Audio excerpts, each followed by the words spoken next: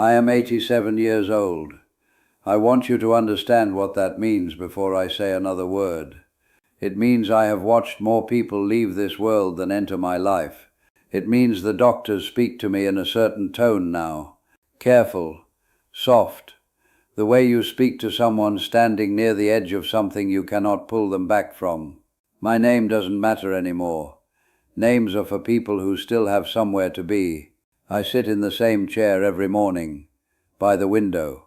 The light comes in at an angle that reminds me of something I can't quite name. Maybe it's just the feeling of time, the way it looks when it's almost gone. I'm not afraid. That might surprise you. Fear left me somewhere around 82. What replaced it was something harder to carry. Clarity. And clarity at this age is not a gift. It is a reckoning.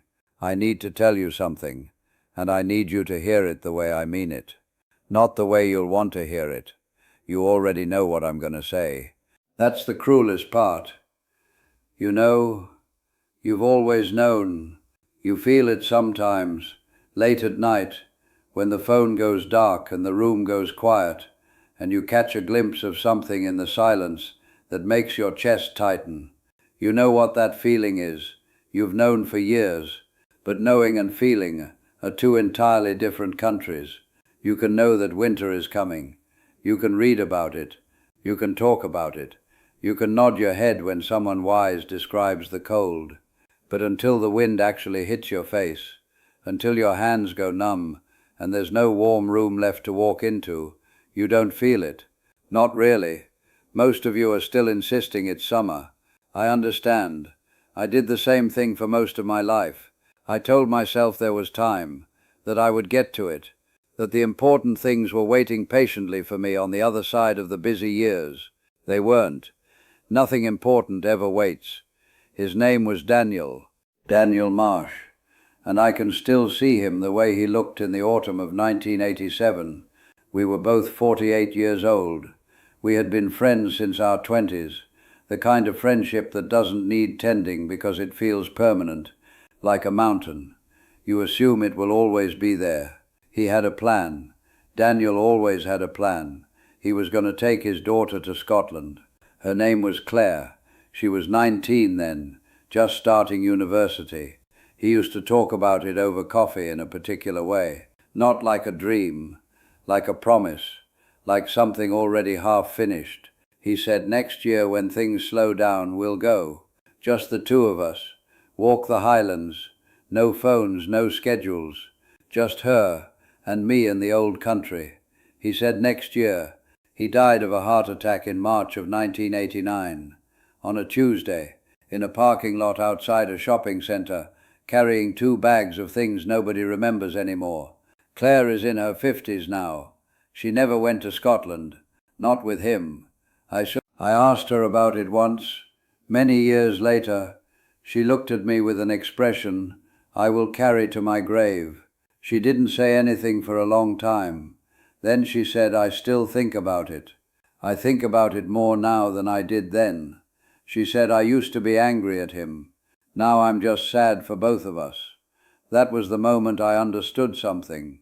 But even then, even holding that understanding in my hands like broken glass, I still went home and I still chose the screen over the phone call, the scroll over the walk, the comfort of passive watching over the discomfort of real living, because knowing doesn't change behavior, only pain does, and sometimes not even that.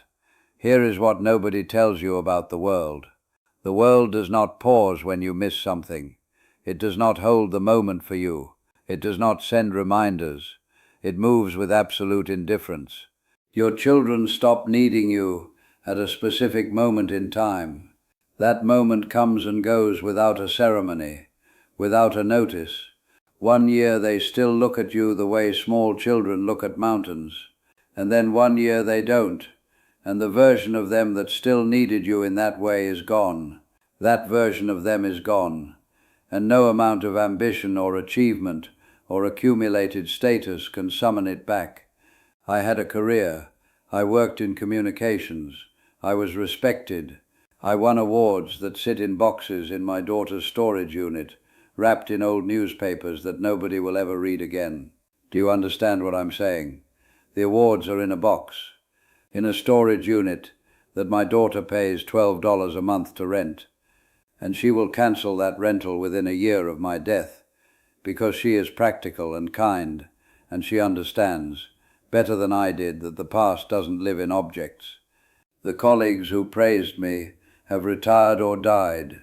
The company I gave 30 years to changed its name twice and moved offices 4 times, and now operates out of a building I've never seen with people who don't know my name. That's not tragic. I want to be very clear about that. And that is simply the truth of how things work. The tragedy is that I knew this and still chose the career over the Tuesday evenings, still chose the presentation over the dinner, still chose the very reasonable, very adult, very responsible excuse over the irreplaceable moment. I want to tell you something about the things you own.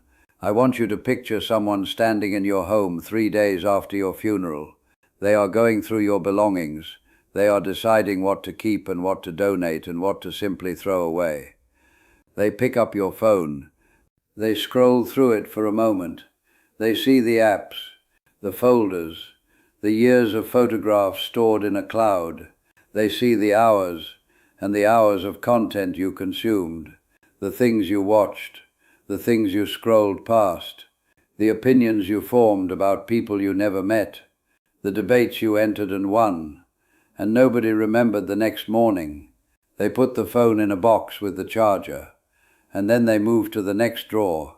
Everything you accumulated in the digital world, every account, every follower, every saved post and bookmarked article and late-night rabbit hole, all of it will outlive you by perhaps a few years before some platform quietly deletes the account and it simply ceases to exist. You spent hours of your life, years of your life, building something in a place that is not real, using time stolen from places that were. I am not angry about this. I am just telling you what it looks like from here. I want to talk about the phone for a moment. Not as a device, as a habit, as a posture. I watched it happen to my generation late in life. We were old enough to remember the world without it, and young enough to be seduced by it anyway. And I watched what happened to the generations that followed. I watched families sit together in restaurants with their eyes aimed downward. I watched parents at playgrounds holding phones while their children did something for the first time. First steps, first jumps, first moments of real bravery, captured on a rectangle of glass and stored somewhere, and rarely revisited, and never as good as actually being there with your whole face and your whole heart. I watched people live their lives slightly behind a camera, always documenting, never fully arriving, and I understood it. I'm not standing here in judgment of it. The warmth of that screen is genuinely warm. The distraction it offers is genuinely distracting. When your marriage is quiet and your children are grown and the future seems uncertain, the offer of an infinite, glowing, endlessly refreshing alternative to your own life is not a small thing. It is a very powerful thing, and powerful things dressed in comfort are the most dangerous things in the world, because they don't feel like danger, they feel like rest. Here is what I know now, that I cannot give back. My wife's name was Margaret. She died 6 years ago. She used to say something to me in our last years together, when I would reach for the remote or the phone or anything that meant I wasn't reaching for her. She would say it quietly, not with anger, with something much worse than anger. She would say, "You're here, but you're not here." I told her she was being dramatic. I think about that every single day, not every other day, every single day, because the truth is she was right. I was physically present in our home for decades. I sat in rooms with her. I slept beside her. I ate meals across from her. And I was somewhere else an enormous percentage of the time. Not traveling, not working late, not physically absent, just gone in the way that matters most. Gone in the eyes, in the attention, in the willingness to be fully, uncomplicatably there. And here is what I want you to understand about small moments, because this is the thing I got wrong for so long. Small moments are not small. Sitting with someone quietly while the coffee goes cold. Listening to a story you've heard before, without checking the time. Watching someone you love laugh at something you don't quite find funny, but laughing anyway because their laugh is one of the best sounds in your particular world. These are not insignificant moments waiting to be replaced by significant ones. These are the significant ones. This is the whole architecture of a life, if you look at it from where I'm standing. Not the promotions, not the purchases, not the perfectly framed photograph of the moment. The unrecorded, unglamorous, unremarkable Tuesday evening with someone who loved you. That was it. That was the whole thing. I want to leave you with a few things. Not rules. I don't believe in rules at this age. Just observations from someone who ran the whole course and can see the shape of it clearly now. Put the phone down at the table. I know that sounds small. It is not small. The table is where people become real to each other. The table is where your children will remember who you were. If you are always partly elsewhere at the table, then you are partly absent from every memory they will carry forward. Don't wait until you're ready. You will never be ready. Ready is a lie we tell ourselves to justify postponing the life we actually want. Daniel was not ready either. He was going to be ready next year. Readiness is the enemy dressed as patience. The call you should make today will not be easier next month. Go to Scotland. Call your father. Tell the person you love that you love them in a way that makes it impossible to misunderstand. Let people see your real face, not the composed face, not the face you construct for the feed, the face you make when you're tired and worried and not sure you're doing any of this correctly. That face, that is the face the people who love you are desperate to see, because it means you trust them. And trust at the end of everything is the only currency that was ever real. Spend time with old people before they leave. I say this plainly and without embarrassment. The people in your life who are in their final years are holding something you cannot Google. They are holding the answer to questions you haven't learned to ask yet.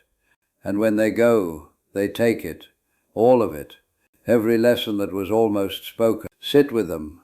Ask them what they wish they had done differently. Then do the uncomfortable thing and actually listen. I'm very tired. Not in the way I used to be tired after a long day. In a different way. A slow settling kind of tired. The kind that tells you something is winding down. I don't say that for sympathy. I say it because I want you to understand that I am not speaking to you from a comfortable distance. There is no comfortable distance left for me. I am at the end of this particular road. I can see it, and from here I can see the whole road behind me. All the turns I took, all the ones I didn't. And the thing I want you to know, the thing I need you to feel, not just know, is that the life you are living right now is the one you will remember from a chair like this. Not the life you're planning, not the life you'll start when things settle down, or the money comes in, or the kids are older, or the project is finished. This one, the one happening right now, today, this Tuesday, this ordinary, unglamorous, already halfway gone Tuesday, that you may be watching this video instead of being fully present inside of. I'm not asking you to be perfect. I wasn't. Nobody is. I'm just asking you to put something down. Whatever you're holding that is keeping you from the room you're actually in. Put it down. Not forever. Just for an hour. Go find someone who makes your chest feel full when they laugh. Sit near them. Don't document it. Don't think about how it looks. Just be in it. Just let it be enough. Because I promise you, from this chair, from this window, from this long quiet morning near the edge of everything, it is more than enough. It always was. The light is coming in again. I think I'll just sit here for a while,